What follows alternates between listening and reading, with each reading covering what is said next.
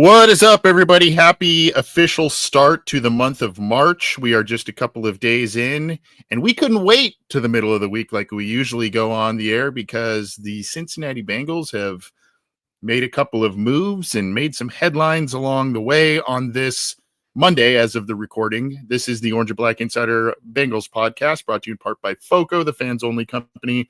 I am Anthony Cosenza. He is John Sheeran. John, no rest for the weary, my friend. We got more stuff to talk about as the offseason is in full swing.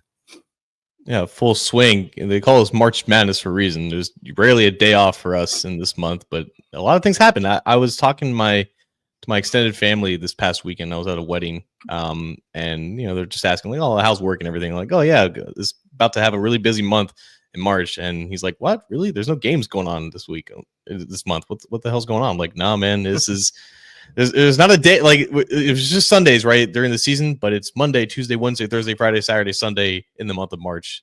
Didn't used to be that way with the Bengals, but here we are, March 3rd, and there's a lot to talk about."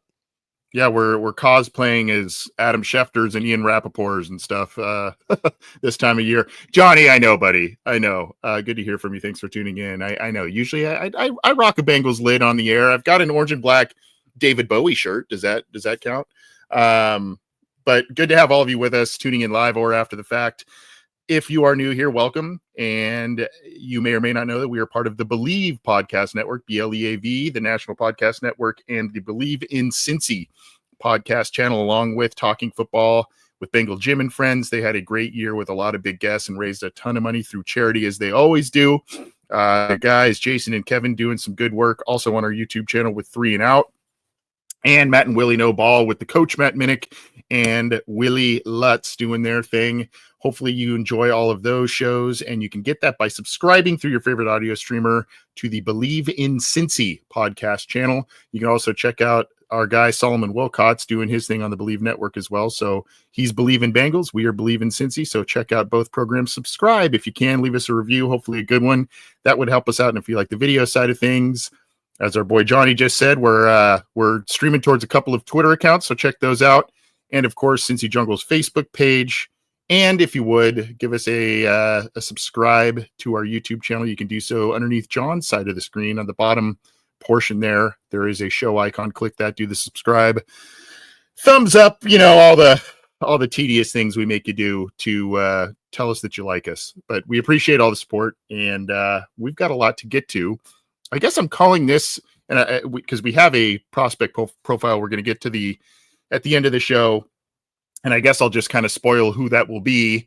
But I kind of wanted to call this episode Tags, T, and Tate, just for alliteration purposes. But we are going to talk about a couple of big headlines. There were 2 major ones today, and of course, the one that the great James Rapine of Sports Illustrated and Locked On Bengals reported a couple of weeks ago, the Bengals were planning on placing the franchise tag on T. Higgins for a second year in a row in an effort to get a long-term deal done and protect themselves as free agency opens up in a couple of weeks now.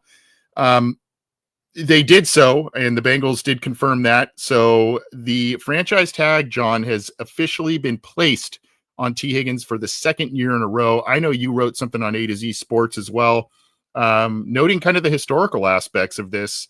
I'm sure Bengals fans do know that, but rehash a little history on this being an unprecedented waters for the Bengals, really.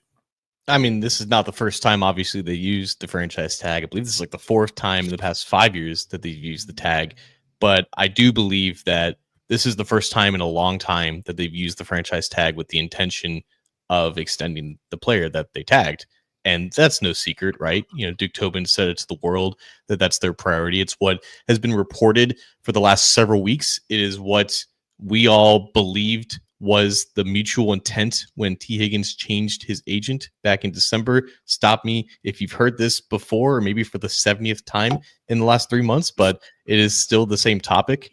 It was interesting how the Bengals worded it in their official press release. This is something that I think Ben Baby and the boys at Locked On Bengals also kind of noted. It wasn't just the fact that the Bengals designate T. Higgins as their team's franchise player, but it was, quote, with the intent of continuing to work toward a long-term deal in Cincinnati. So I guess the need to clarify the intent of it is still there, and it just continues to speak to the confidence that the team has, or at least the ambition that the team has towards getting this done. But as you were alluding to with the history aspect of it, they have never tagged a player twice, and obviously never had a player play on the tag twice. So doing this, knowing that their history, and obviously they already broke one precedent by actually tagging T. Higgins a second time, but they don't do this if they don't feel like they have a really good shot, or if they feel extremely confident that a deal is getting done. And there's a level of pressure to that I want to kind of get into. But yeah, for now, this was the expected next step in that process, because it gets both sides to the table. There's no outs for T anymore. There's no leverage play that he can have in terms of, hey, I can go to the open market and raise my price even more. That's not a thing, right? He's locked in for 2025, regardless if a deal gets done or not. That gets him to the table. The two sides can actually accelerate talks to a point where something can actually get done in the near future. Predictable move, but again, one where it's I guess kind of refreshing to see that the Bengals are operating like a big boy franchise. This is an expected move. This is a savvy move. This is it's keeping one of your best players on the roster for the at least the immediate future. Again, I think both sides, I'm sure there is a little bit of frustration on Higgins' part that the deal isn't done, and this is the same kind of path that he experienced with the team last year in a way, but this is what needed to be done, and this is a franchise caliber player. That's why he's received the tag twice, and so it's a smart move. Again, the Bengals have protective measures in place with him, and could net a couple of first round picks if a team really comes calling, and you could make a trade. You could do all kinds of different things. It gives you flexibility as a franchise and as a team, and it allows you the opportunity to still negotiate a long-term deal. T. Higgins was very young when he was drafted by the Bengals. I think 21, if I'm not mistaken, entering the prime of his career. Missed a handful of games last year and still put up T. Higgins-like numbers. I believe he had a career high in touchdown receptions, if I'm not mistaken. But again, a player they want to stick around. I think it's frustrating to both parties that a deal isn't done and maybe they're not meeting the same numbers, but it has to. This had to be done if you wanted to keep this player, at least for the short term. Yeah, and if you want to look at not necessarily the timing, but the fact that the tag has been used at all, considering that these sides have been talking for quite a while. This is not anything new. If you want to look at last year, 5 out of the 8 players who got the tag last year did get new deals, and with their original team. Excuse me. There's a really loud motorbike that just ran by my neighborhood. Anyways, it was.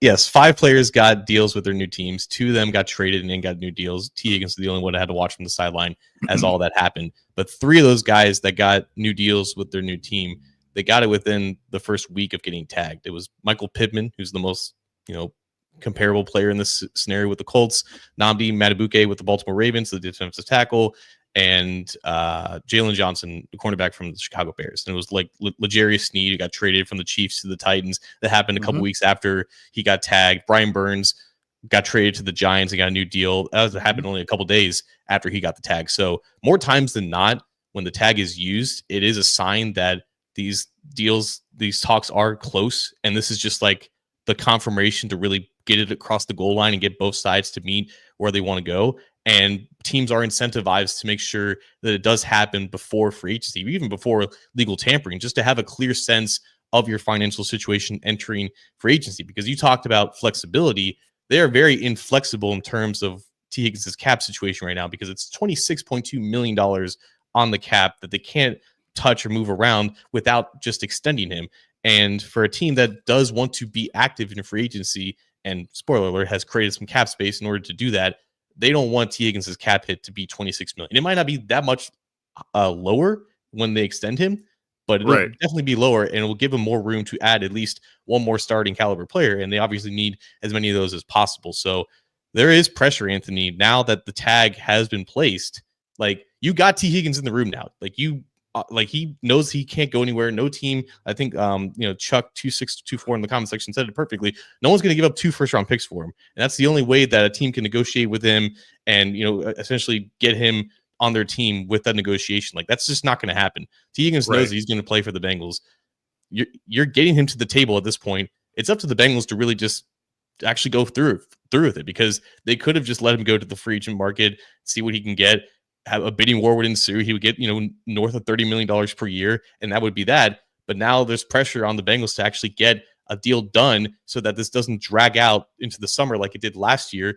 And if you have all this messaging about how, like a long-term deal is our goal, it's our expectation, and it doesn't happen after you use the tag, it makes you look very bad. So there's not a hard deadline per se with T outside of July 15th, but I feel like if they don't get this done within the usual timeline of when other players who get tagged get those extensions, it does make the Bengals look a little bit bad in this sense.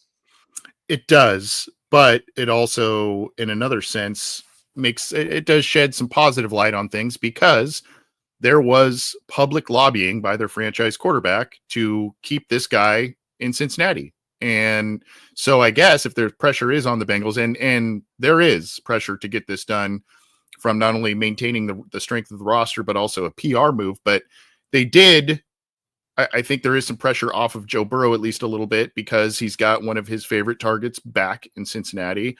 It seems as if Jamar Chase's deal will get done. That seems to be almost a foregone conclusion. It's just getting the numbers right. Most reports have that being kind of not a done deal, but that's priority one. But I mean, I think there is a little bit of pressure off, like saying, okay, again, we've got a short-term security blanket here. Let's work on the long-term. We've also appeased our quarterback, who did put pressure on us publicly on some pretty high-profile platforms to keep this player and others in Cincinnati. So I guess if there is, pressure and, oh boy, are they going to get it done? And the typical cynicism that does center around the Bengals and how they've operated in the past and what they haven't got done, etc. There's also some positive momentum here, I think, and maybe some pressure off, because, okay, we know the foreseeable future. Let's look a little further down the road. And this is a guy, like I mentioned, young when he came to the Bengals, entering the prime of his career now. You know what you're going to get productivity-wise, and you know what you also are going to get with him probably missing a couple of games every year, but still a valuable guy. And again, you've kind of appeased your quarterback, at least somewhat, by keeping him around for another year. Yeah, this is just, again, it's just the step in the process. And I think people look at it and say, yeah, if they haven't got him to a deal yet, then what's the holdup? Like, why aren't you extending him and everything like that? But it's just pretty standard procedure when you look around the league. And I always go back to this every single offseason. If fans could just enter like a cryo tube and just kind of go to sleep for 9 months and then wake up in September, it doesn't really matter the order of how things happen, so long as certain things do happen. That's all that matters. But since we're awake for these 9 months and we see the timeline of how everything kind of happens, like in the moment, yes, it leads to uneasiness if T. Higgins is not signed to a long-term deal. But again, using the tag was the best way to ensure that these talks accelerate across the goal line, like everyone wants to happen, like everyone expects to happen. The only reason why this is here right now is because of 2 things. 1, the Bengals want it. 2, T. Higgins wants it. And I'll include Joe Burrow with the Bengals side of things. Both sides want this to happen. And all the leverage from both sides now has been exhausted. Everything is led up to this point at this point. And within the next week is probably the best time to get this deal done. Whether or not that happens remains to be seen. But if it were to happen, this would have had to have been the first step towards ensuring that path is the most likely to happen. Patience is a virtue, my friend, as you and I know, and it's definitely a trait you learn as you follow, cheer for, whatever with the Bengals. But again, like you said, needed step in the process, maybe a little bit of frustrating one. But again, I think, okay, now let's take this in a different direction and focus long term. Hopefully a deal gets done pretty soon with T. Higgins in that regard, a long term one. And our guy, Mr. Whisper, he also left us a question we'll get to in a second. Obvious move, it's Gesicki I'm wondering about. But by the way, if you're wondering about that member badge, one of the perks we've recently added is as we upload some different things to our YouTube channel, the members get first crack at viewing the new uploads on our YouTube channel. So that's one of the perks you get there for being a member. So think about that if you like what we do on our YouTube channel. Let's switch gears though, John, because the Bengals obviously made another move, and this move coincides potentially with the long-term extension they're trying to work out with T. Higgins and others, and that is the fact that the Bengals released starting right guard Alex Cappa. Did not have a good season last year. Really kind of hasn't been the same guy, I think, since that injury in 22. Towards the end of that season, he was having a pretty good year that first year. Had that, I think it was a pretty severe ankle injury, kind of knocked him out for the postseason. And that was with that whole coin flip fiasco with the Ravens and all that kind of stuff in that game that, whatever. But he's released. The Bengals are without a starting right guard for the time being. And I think it saves the Bengals $8 million. So this was one of the expected moves. We'll talk about maybe a couple of others that may be coming down the pike and probably pretty soon. But I think this was pretty. It was the news was they released Alex Cappa, and then a few hours later, it was the franchise tag was on T. Higgins. So there has to be at least some sort of a relationship between those two decisions there. But again, one of those moves that you feel like was destined to happen for a guy whose play has really kind of declined, particularly last year. Yeah, the timing here is an interesting angle to take, because there was at least somewhat of a pessimistic channel that I was able to kind of navigate through my brain. Like, hey, they've released both Sheldon Rankins and Alex Cappa, saves them approximately $18 million in cap space. It's a decent amount that you can, kind of absorb the T. Higgins tag number a little bit better as you enter free agency. I don't think that's the dominant thinking of this, but there's still that aspect of they've released Sheldon Rankins in the middle of February, which even if, again, just like with Alex Cappa, you didn't expect him to be on the 2025 roster, but the list of very likely cap casualties the Bengals have released in years past, pretty much all of them have come after a replacement has been signed, if you will. Like Drake Kirkpatrick wasn't released until after Trey Waynes was signed, which, I mean, we all know how that happened. Andy Dalton wasn't released until after Joe Burrow was drafted. Bobby Hart wasn't released until after Riley Reif was signed. I'm blanking on his name.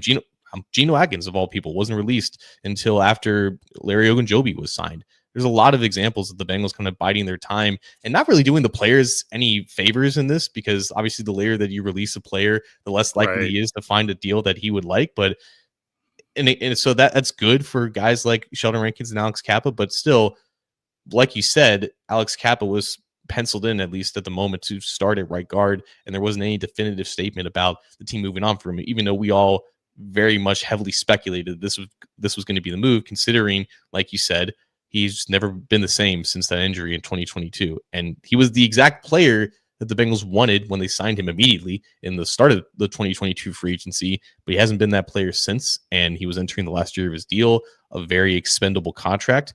It just made the most sense because the Bengals know that they have to get better at guard. It's just interesting now that by doing this move now, not necessarily to save cap space when you're not using it like in the moment necessarily, like you don't need cap space at this very moment, but Anthony, it does kind of lead to a very highly likelihood that the Bengals have at least a handful of guards that they would like to target in the early part of free agency that they feel confident that they're going to be able to corral and sign, because if they obviously don't find a starting caliber guard in free agency, that leads to an extremely deep hole that they have to fill in the draft after already letting Alex Cappa go. Yeah, Robert Obrecht in our chat says because he, meaning Kappa, led the Triple Crown in the wrong way for the offensive line, which was with sacks and pressures, and I can't remember the other, maybe run blocking. I can't remember what the other one was, but not a good year from a PFF standpoint for Kappa.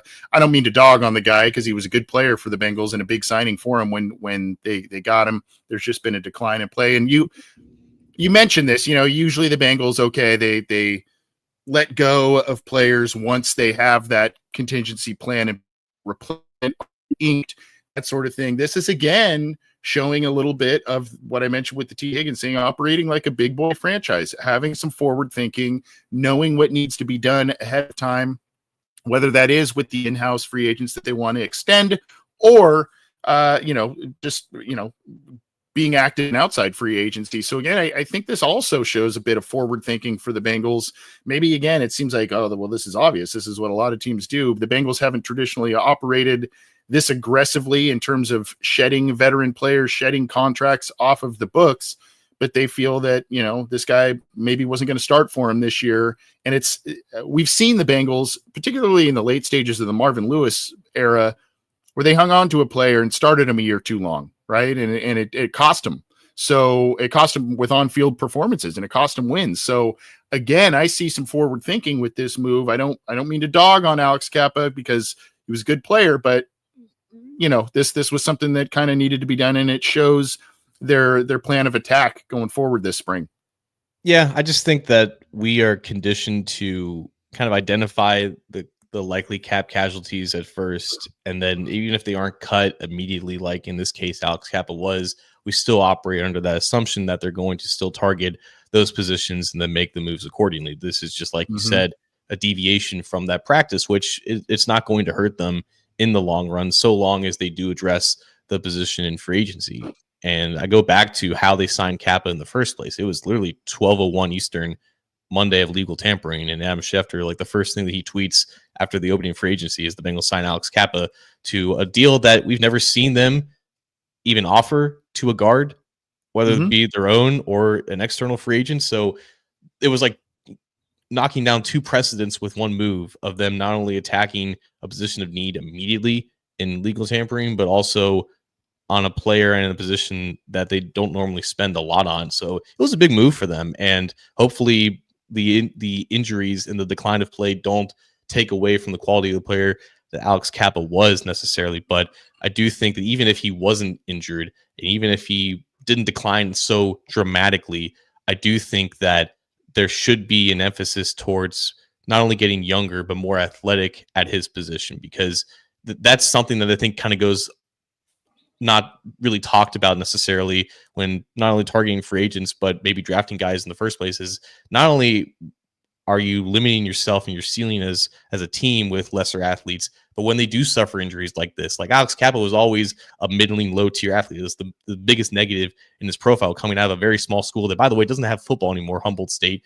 So he was one of the last players out of his football program to actually make it to the NFL, but always a low tier athlete. And, was a quality pass protector. That's why the Bengals signed him. And he did that job in 2022. But when you don't have that excess athleticism as a part of you as a player, it's much harder for you to come back from these injuries. And I think they just kind of piled up for Alex Cappa. The inverse is true for Dax Hill, which is why Duke Tobin was so confident and boastful talking about him last week and how he is coming off of a torn ACL, but because he's an elite athlete, there's a great chance that he can come back to be 100% after that first year, where typically it takes guys 2 years to really return to form. So that matters when you're identifying both, again, draft prospects and free agents. The better athletes that they are, even if they do run into some injury concerns, they're more likely to overcome them and be rebound as the players that they once were. And unfortunately for Cappa, that lack of athleticism ended up hurting him in the long run. Well, we're still going to kind of stay on this topic, but with a slight pivot, and that is looking not only at the guard spot or spots for the Cincinnati Bengals, but also a couple of other guys, one of which put out a tweet that may or may not have been pretty telling in terms of guys that they may not be retaining. But Mr. Whisper kind of asked, and again, this is kind of the natural pivot here. What now with Cordell Volson. Scott Peters, the new offensive line coach, gave encouraging words about him. Is this coach fluff, or do you think he stays as the starter, Mr. Whisper? Yes, the third official host. I love that. And thank you again for the super chat. Obviously, if you guys do that through YouTube, we'll get your questions on here, but appreciate that. And yeah, that's kind of one of the next spots my brain went to with this move was, okay, what does this spell out for Volson? To me, I don't see a, get rid of him along with this. I think he will still be in the mix. Might they bring in someone to pressure him or bring competition to start, that sort of thing? I think that's pretty likely. But for me right now, I don't know, unless they are planning on being hyper aggressive in free agency. And I don't know. Right. I think the Volson thing would be more like the old operating, parameters that we talked about, which was, okay, we have to have a guy in the fold if we're going to get rid of Volson. Right now, I think just for depth purposes, getting rid of another starter immediately is not, going to be in the cards here for the Bengals. I don't know if you disagree or not, but still a position though that needs to be looked at in terms of possible improvement, whether that is Volson taking a leap. I don't know that we'll see that, but whether that is him under new coaching, or another player, a rookie, a free agent, that sort of thing, to bring in some competition. I just don't see him leaving as of right now, at least in my estimation. I mean, for starters, free agency is very far from a sure thing. Like, plans can change and your targets could end up going someplace else. The Bengals have no incentive to get rid of Cordell Volson right now because the other guards that they have under contract right now are as follows: Andrew Stuber and Tashawn Manning. I don't think anyone listening has any idea who either of those players are. So it befits. No offense, guys. No offense. I'm just saying it suits the Bengals to have at least someone with starting experience at the position as they look to better the group. Again, there's no incentive to get rid of him, primarily because yes, his pay will rise to $3.5 million this year because he's played a lot as a fourth round pick, and that's just kind of how the performance and incentive system works in the NFL. And that'll be a conversation, I think, when it comes down to either after the draft or during training camp. It's not like you said, it's not in a position where they're looking at getting rid of him immediately. I think they're going to evaluate their options, see how the position group evolves with new additions, and then as training camp comes around, they're going to give him a shot to make the team for sure. And then if it comes down to the point where maybe he's on the roster bubble, see what you can get for him in a trade for a draft pick next year instead of just cutting him outright. If they feel like they have if they feel like he's earned maybe like the first offensive lineman off the bench type of role, I think they would justify his salary for that type of situation. But for what Mr. Whisper was asking in terms of how Scott Peters was talking about him, he said like 2 words about Cappa. I think he knew that he was gone, and he gave some more words of encouragement with Volson just because not only to, maybe enhance the perceived trade value of who Volson is as a player, but he kind of knew that he would still be on this team probably after free agency, probably after the draft. He's going to be working with him throughout the offseason, trying to develop him as much as he possibly can, whether or not he actually makes the team, whether or not he's actually likely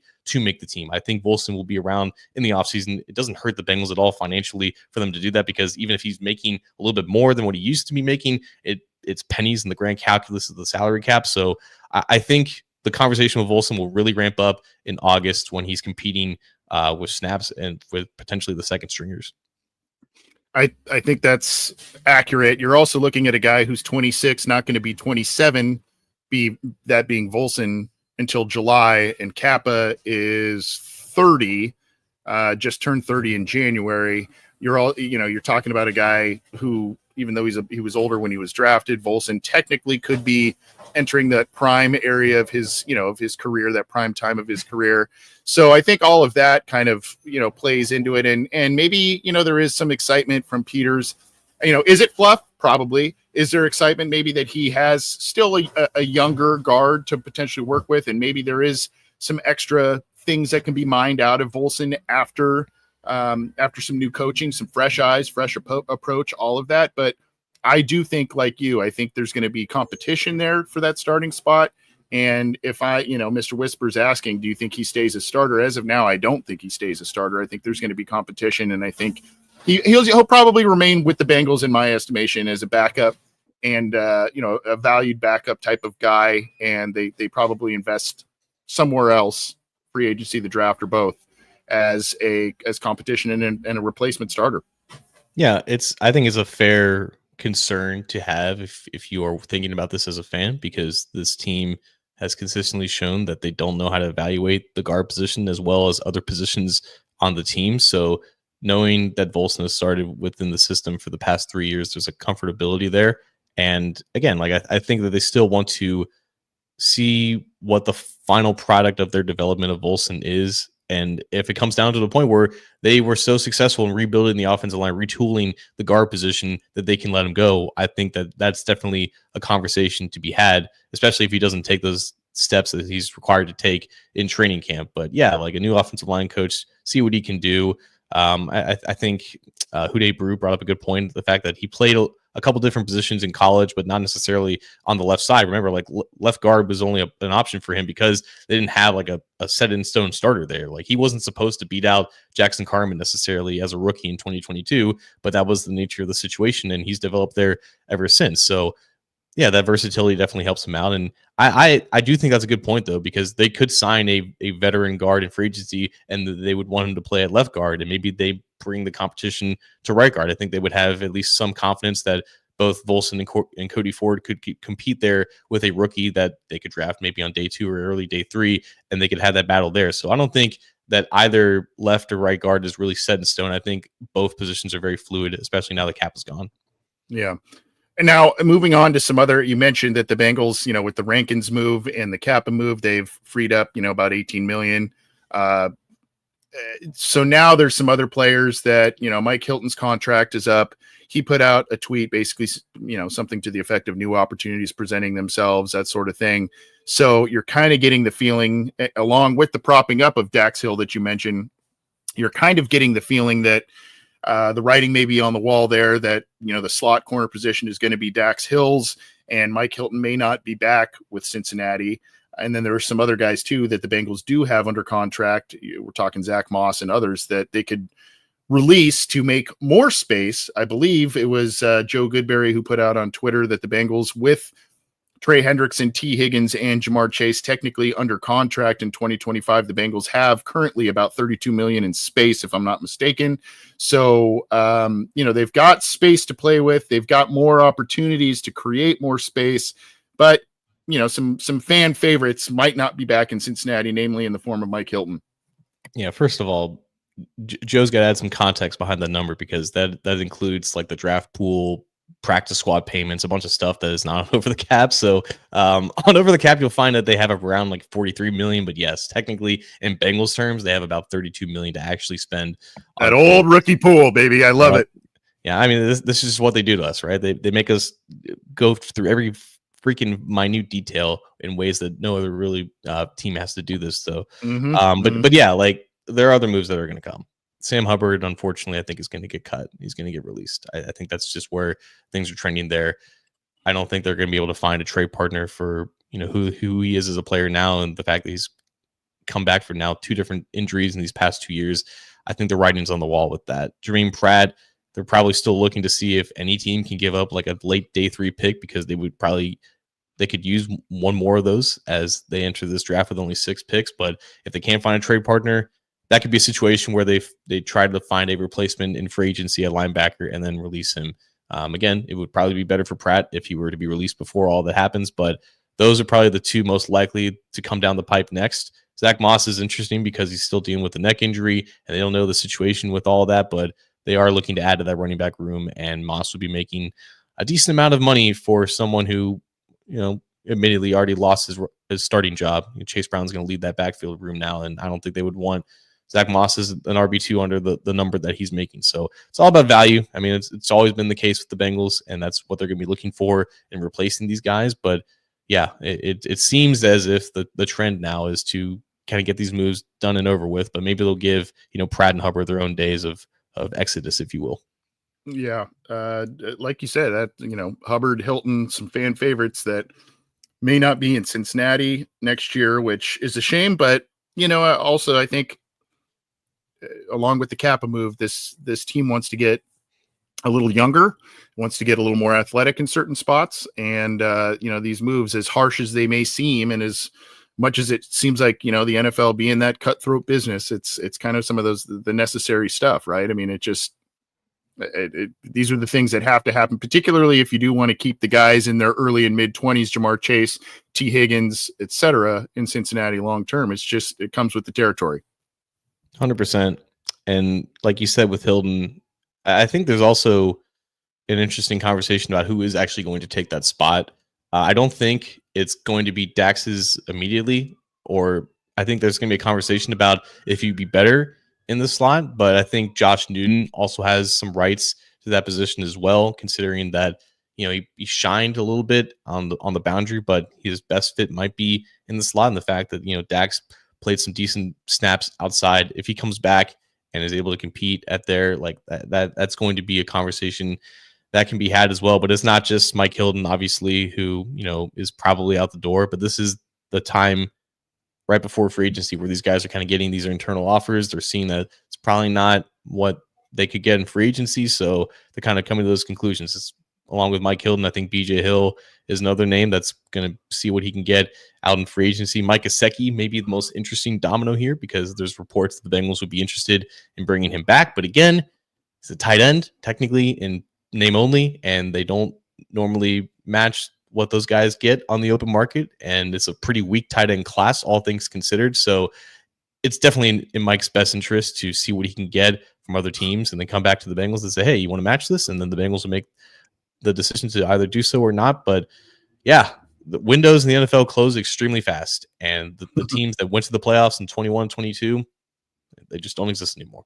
Yep. Well, Gesicki was one of the guys too that Burrow mentioned that, we keep talking about T and Jamar and all, Trey Hendrickson, but Gesicki was one of those guys that Joe Burrow politely pounded the table for in some of his interviews as well. So yeah. Bing, bing, bing. So anyway, yeah, Bengals making some moves here in the form of releases and franchise tags to some starters on offense. So we'll see what happens with T. Higgins in a long-term deal, and we'll see what the Bengals want to do at right guard going forward. This is the Orange and Black Insider Bengals podcast. We got a lot of people tuning in live, which is awesome. Thank you so much for joining us. Obviously a big day.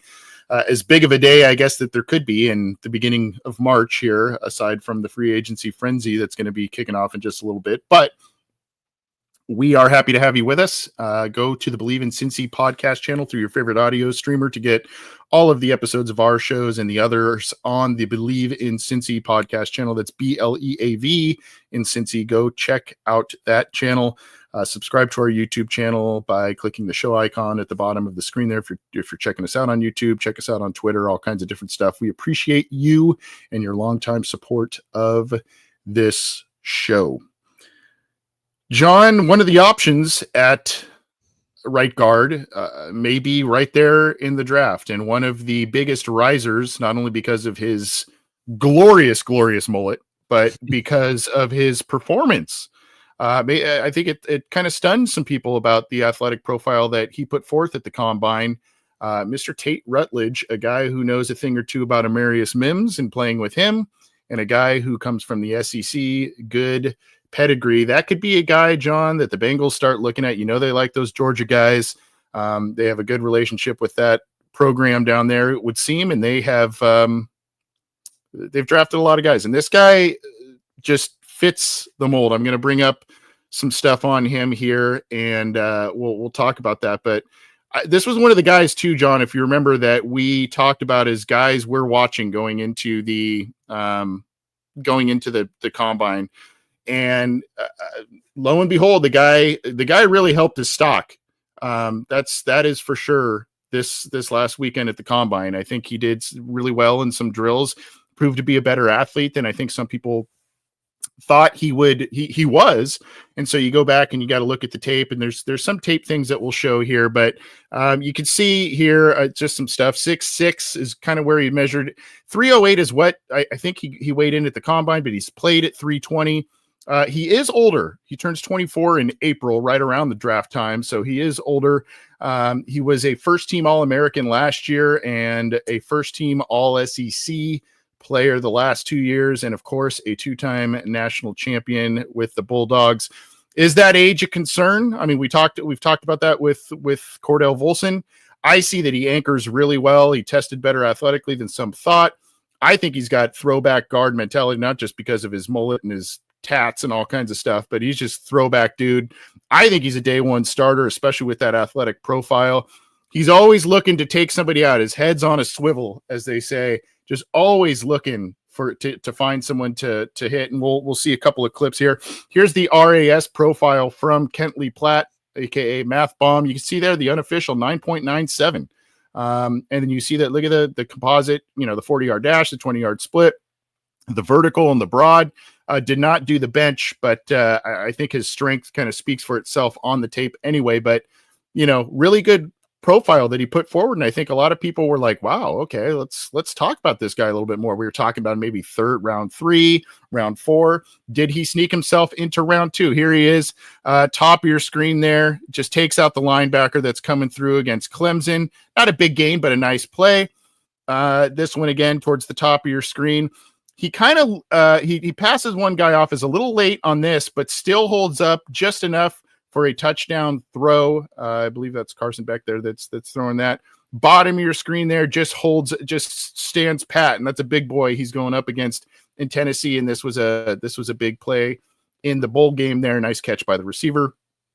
And then you just got a bully. You see him all the way out front, just take out that safety by, just puts him on his butt.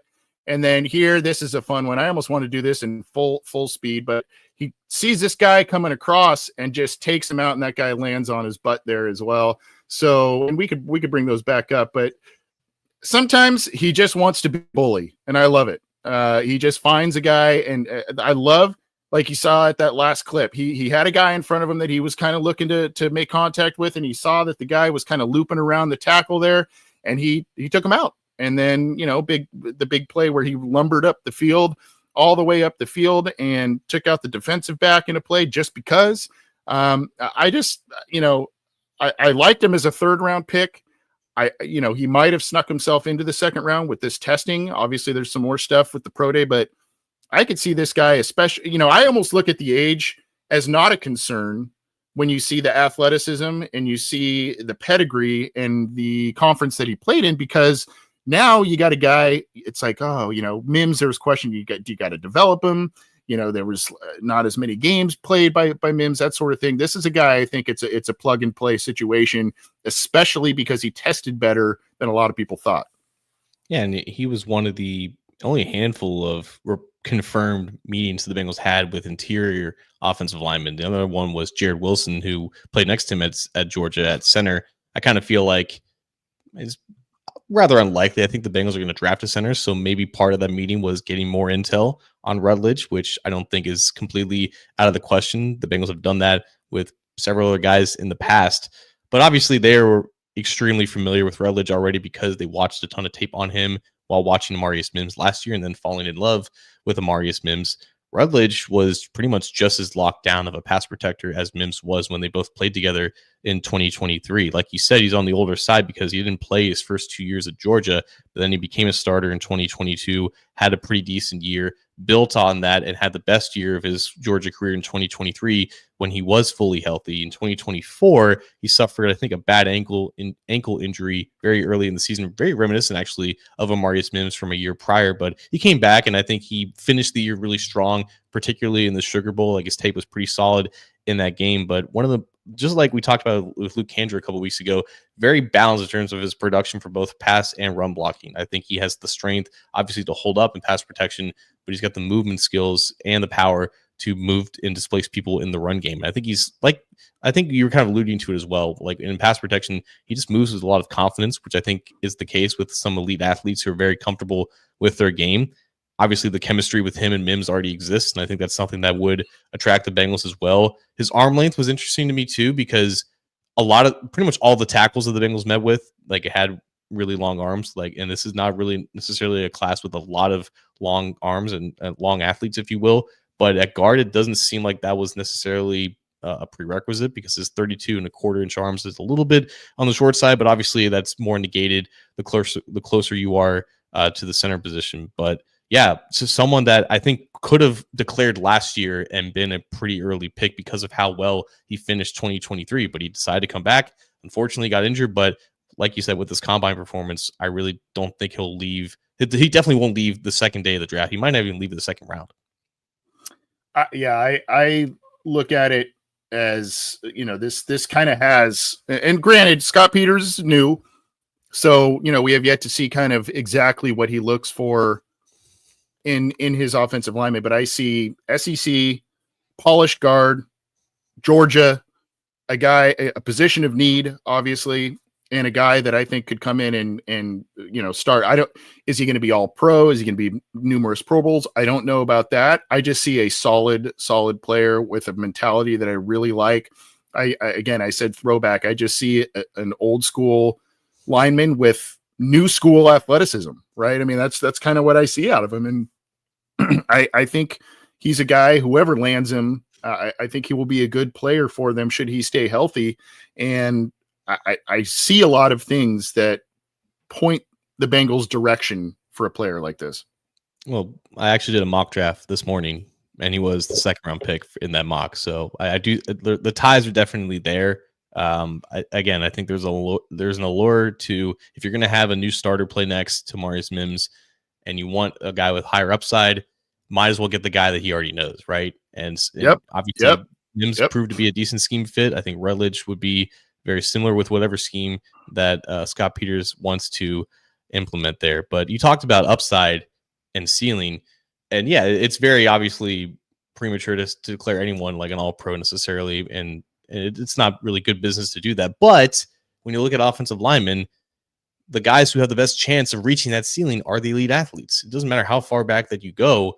Like, those are the guys that have the best chance of doing that. So that's why we were so high on Amarius Mims last year, which, by the way, the difference between the athleticism levels for Georgia and Alabama offensive linemen are like so stark. It's bewildering to me because we just had Tyler Booker, the guard from Alabama, just not really do well at the combine. And that's been a common thing with Alabama. As with Georgia, Jared Wilson ran like a 4.8 40. Amarius Mims obviously was a freak. So the differences in those two programs is interesting in that regard. But no, like, even if Ratledge doesn't hit that immediately, he does have a chance of reaching that type of an outcome because of how quick and explosive and fast he is as an athlete. Obviously, offensive linemen don't run 40 yards down the field every single play. Like, that rarely happens. That's not the point, though. It's to show the case that you do have that athleticism in you, and so long as you have the power and the hand usage to kind of match it, you have a really good chance of being a really good player.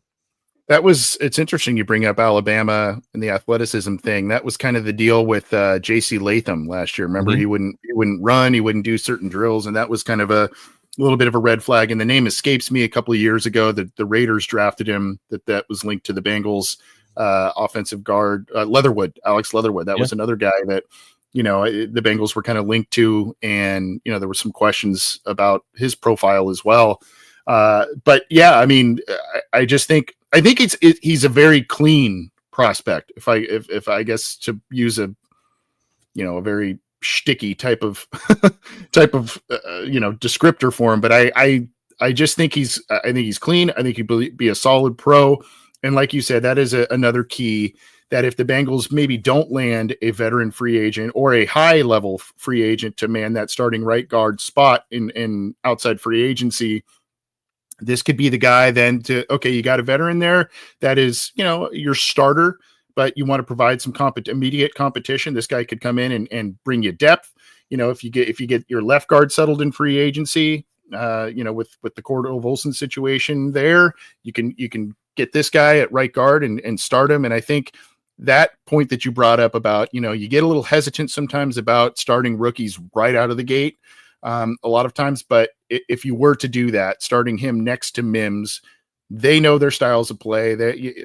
I think that makes a lot of sense. 100%.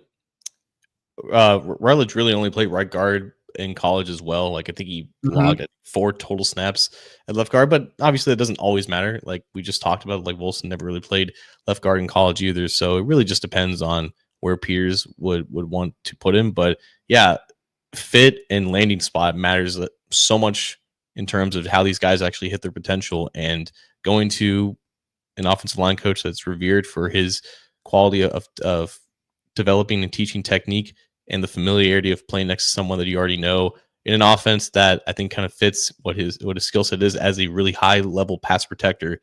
There's not a lot of better fits than the Bengals for Ratledge. Yeah, I like them. We'll see if they do that. If they go defensive line maybe in the first round, and then they look at ideally for the Bengals' sake, you would have thought, okay, maybe this is a third round guy, but I don't know that I see that now based on how we tested in Indy. So a lot more to go on in the process, absolutely, but a guy to definitely keep your eye on, Tate Ratledge from the University of Georgia for the Bengals right guard spot. Let's drop the mic and get on out of here, John. Another episode that has whizzed by these last few. We've had had a lot to talk about, but it's been a lot of fun. We got a lot of people tuning in live, which is awesome. But what do you got for us on our way out, my friend? I don't really have anything. I'm kind of glad the show's over because I feel like it was not my best. There was there was like a car that was screaming by. My earphones have been kind of acting up. There's like a loud echo in them when I'm speaking. I feel like I spit on the screen twice. So if anyone saw that, I apologize. But yeah, I think I'm just ready for the cameras to wipe it off, man. Wipe it off. I got bullied because I posted a tweet of me watching the combine on my computer. My computer was like all dusty and everything. Like half the replies were clean your screen, dude. Like this is the one time I go viral and everyone's roasting me for my computer screen. It wasn't good. No, you did fine, my friend. And if you have problems with this is my problem with doing it on Monday, is it's trash day around my neck of the woods. So if I'm hanging out in my garage here, unfortunately sometimes you hear the beeping of a backup garbage. So it's all good. It's all good. I only want to say I tweeted this out last night, I think it was last night. Super random, but it made me take a stroll down memory lane. I think we've talked about him on a Remember Him deal that we used to do here on the show. But Garrison Hurst, someone put number 20.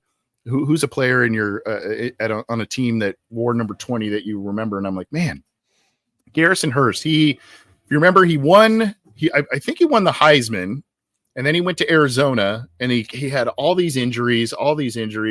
And so the Bengals scooped him up in the wake of Kajana Carter's own injuries that he had. And he was the guy that basically did all the work between the 20s. And then Kajana, when you got down towards the goal line, Kajana Carter became a goal line back for the Bengals. So he kind of stole some touchdowns from Garrison Hurst when he was on the Bengals, but he parlayed that into a really cool opportunity with the 49ers. And one could argue he was like the best back in the league for a couple of years on the Niners with the old, I think it was Jeff Garcia, maybe that was the quarterback on that team. But it took me on a stroll down memory lane, one of those rental guys that the Bengals brought in. But he had a nice season for them and then went on to do some great things with the 49ers. And I think also, if you go back and check out our interview a couple of years ago with Cam Taylor-Britt, he's sitting there, and I think there's a Garrison Hurst 49ers jersey in the office that he's sitting in there. That. Yeah. And so, anyway, I just super random, but some tweet that from an account said, who's the number 20 that makes you think about someone on the team, on a team? And I was like, hey, Garrison Hurst is the guy, number 20 for me. That's in the dog days of the late 90s though, man. You would be like really good at some of these, they're like called like trivia square games. Like you have to do like, I love trivia games. It's you have to find like a player that like had like certain stats and also like was on this team or something like that. And like the more rare of an answer that you can find, like the higher your score is or whatever. So like while everyone's answering Ed Reed and Barry Sanders number 20, you're out here saying Garrison Hurst. I feel like that would score very high. And not only Garrison Hurst, but Garrison Hurst on the Bengals. I think a lot of people forgot he was on the team. Yeah. You brought up Garrison Hurst a long time ago as like a remember him. It was the first time that I remember ever hearing him. I think we're the only Bengals podcast in history to mention Garrison Hurst twice. We got to get his butt on the show. Let's get him on the show. Yeah. We got to get him. Garrison, if you're listening, come on the show, man. Talk about your time with the Bengals. You can complain about not getting Gatorades or whatever it was during that time if you want, but we'd love to have you. All right, that's going to do it for us on the Orange and Black Insider. We got to a lot of stuff. T. Higgins is franchise tagged.